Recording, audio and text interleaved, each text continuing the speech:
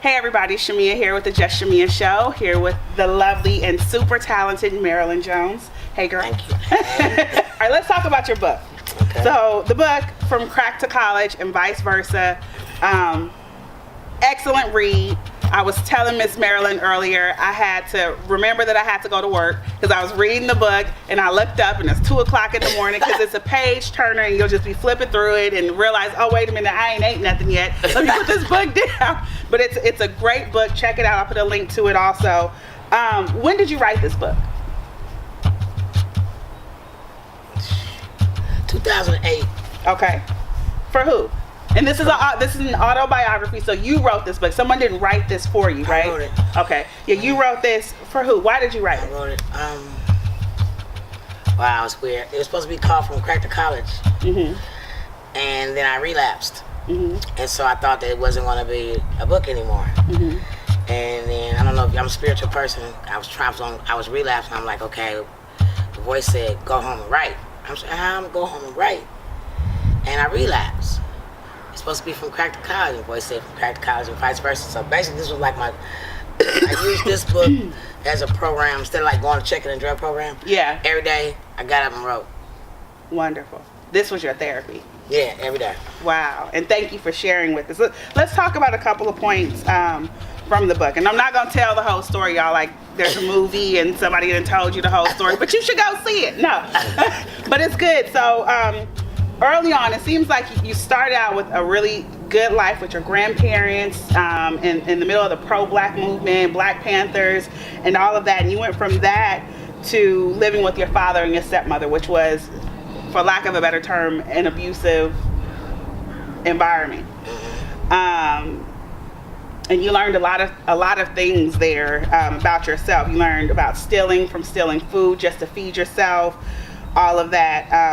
And you had a stepsister there, Latrice, who you call Latrice in the book. Tell us about this time in your life and that transition. Just okay. I'm gonna be able to do it. Okay. That's the first time I ever, like I said, it's weird. This has been helpful to people, but I ain't past it. Yeah. I just wrote it down. It was like I boo-hooed the whole, and I wasn't going to even put that in it, but I tried to start writing for like 3 weeks straight. And I'm like, you got to go all the way back, because then everybody gonna think you just turned out to be a crackhead for no reason. So then I wrote it down, but I ain't really. It's like I don't know what to say. I haven't summed it up. To tell you about the time, it was scary. Okay, so we won't talk about it, but let me summarize it before I go into this next step, which is getting into like the middle portion. So Miss Marilyn went from living with, seemed like awesome, like my grandmama and grandfather who were awesome, aunties, uncles, to living in this abusive situation with her father and stepmother. And she had other step siblings there who also suffered the abuses, and it forced her to retreat into self. And you would talk about hiding in the closet and things like that. You started acting out in school at that time. There was a change, and this is what I want to talk about. You said that no one at school noticed the change or said anything about the change, even when you went to juvenile hall, that you were acting out, you were this itty bitty person. She reminds me of Mary J. Blige. She really does, because she itty bitty, and all I need her to do is that Mary J. Rock. But that no one asked you, are you okay? And the reason why I think that this is important to talk about, because my mom was a teacher for over 30 years, retired now, and I'm thinking about all the other young people out there, boys and girls, that maybe people don't pay attention to, and that's just, are you okay? You see this person every day, there's something different in them, or they're acting out, but no one took the time to pause and say, are you okay? The thing is, I want to say, they didn't know it was different. Okay. Some people, they thought that I was just a kid with an attitude. So that they didn't see me when I was a nerd in San Francisco. I moved to a whole nother county. So, and if you're living in a household where sort of like bad behavior is better than reading, some parents, you have to be careful how you encourage your kids how to fight or whatever. I'm just saying that the whole moral system was different. Yeah. So they didn't know it was different, but it ain't the point of me acting differently. It's the point of sometimes kids have attitudes and you just assuming they just a bad kid. Right. And that's how it went. I got the label of being bad. Still got it. I ain't lying. I'm trying trying to shake it. Do you think it would have made a difference if someone, a teacher or a counselor, someone did just pause and say, what's going on with you? Maybe. I don't know. Maybe. Okay. Yeah. I think that even when we get grown, nobody asks you what's wrong. So it ain't just about when I was a kid. Nobody asked me. Nobody tried to find out, period. When you can go up and down state of California, all these facilities, and nobody try to figure out what's going on. What, like when you come to jail or prisons, they do these assessments and that stuff, but they don't try to figure out why am I in pain. You just want, they try to say, well, they got this new thing now since all the money, all the money coming to the, people don't go to prison no more for drugs, so it's coming to the county, so they trying to do these like scientific like assessments thing, but they like bad report cards. So people supposed to try to figure out what's your likelihood that you can make it. And they don't ask you the right questions. Wow. Because they just figure out your bad part, So we could put that label stamp and put you over here in this box. Yeah, you're more likely to go back. So that they'll give you they'll call you a high risk. Yeah. So moving through the book, let me ask you this. So you went from the situation, you had already started, went to juvenile hall and acting out and been around different characters. How old were you when you first tried drugs? Which one? Whatever. What? About 14. Okay, and what was Marijuana. that? All right, and how did crack addiction begin in your life? Like, how did that happen?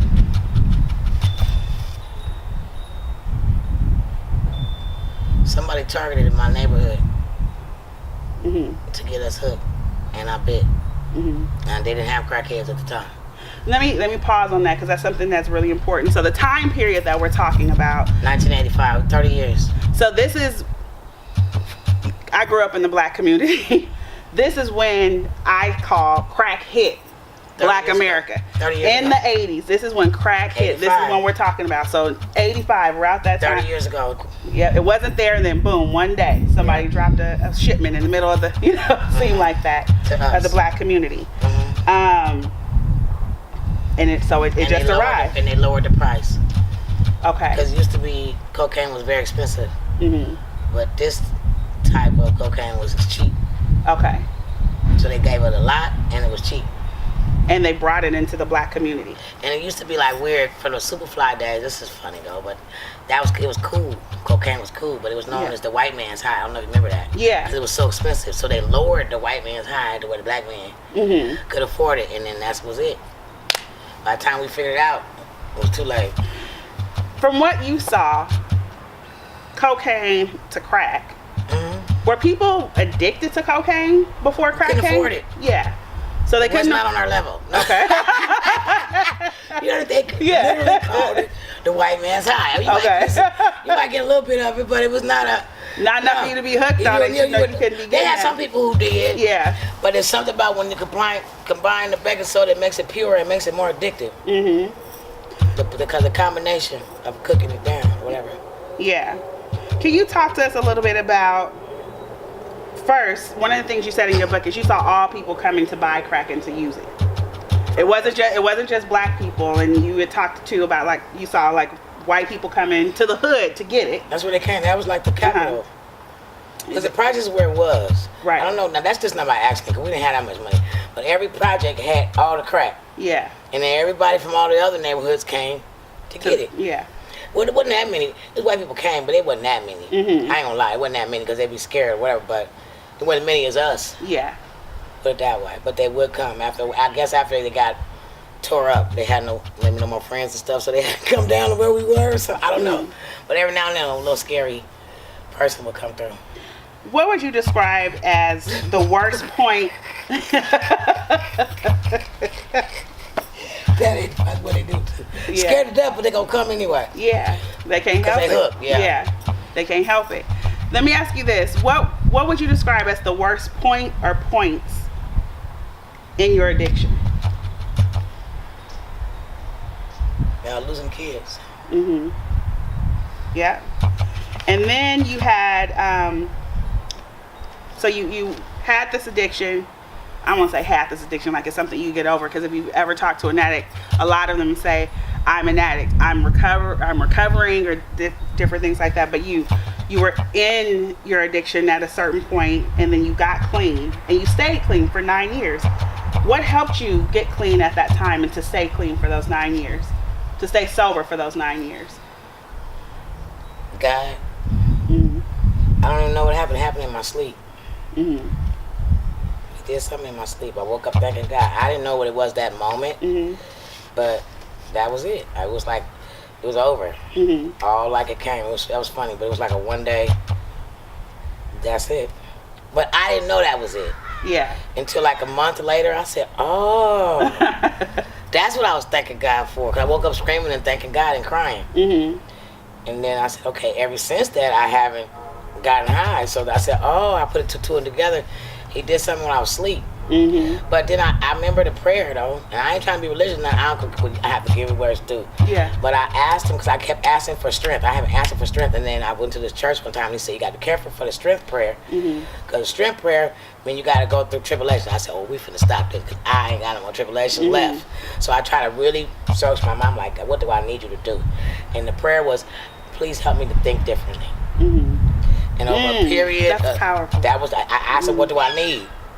And that's what I needed. I need you to help me think differently. And then little stuff started. It was weird. It was weird because I was like very emotional. I was damn near crazy. I want to say it's weird when you're about to pass. I knew something about to happen. I thought I was about to die. But I didn't know what was like going to happen. But I knew, and I kept saying something's about to happen. But I didn't know what it was. I really thought I was about to die. But little by little, like that prayer, I know it was that prayer, because one time somebody gave me some dope and some money, and normally that would make me happy, but it was early in the morning. I said, damn, this is gonna be the whole day. I took it, but the thought process was your different. mind had changed. I started changing when I said change the way I think, it got in there. You start getting in there. And then one day I said, it's weird, I saw a car, and I'm like, that's tight. I hadn't seen, I know it wasn't tight back then. What was it? I don't know what the word was, but it was kind of like bad, tight, or something like that. But I hadn't said nothing like that about a car in years. So that stuff can make you where you don't see nothing else. It's like tunnel vision. So I'm like, whoa, okay, wait a minute. Things are starting to click again. And then that man tried to kill me. And I was upset about my life. Usually I'd be upset because I couldn't get the dope. So it was like a 2-week period of me thinking I'm about to die, damn near crazy. But I guess that's when he was getting in there with my mind. I don't know what was happening. It must have been a struggle, because I was damn near crazy. Right before I stopped getting high. Wow. Because I didn't know what was going to happen, and I was seeing it was getting too clear, and all the danger and stuff. I could feel it, and I wasn't feeling it. Yeah. So that's enough to drive you crazy. If you're sane, I guess you can't do it unless you're insane. Yeah. So I started getting my sanity back before I stopped getting high. Yeah. And they didn't go together. It was like weird. So you stopped at one point for 9 years. You relapsed. That's the vice versa of the book. That's the vice versa. That's the vice versa of the book. Yeah. How did you overcome relapsing? How did I overcome?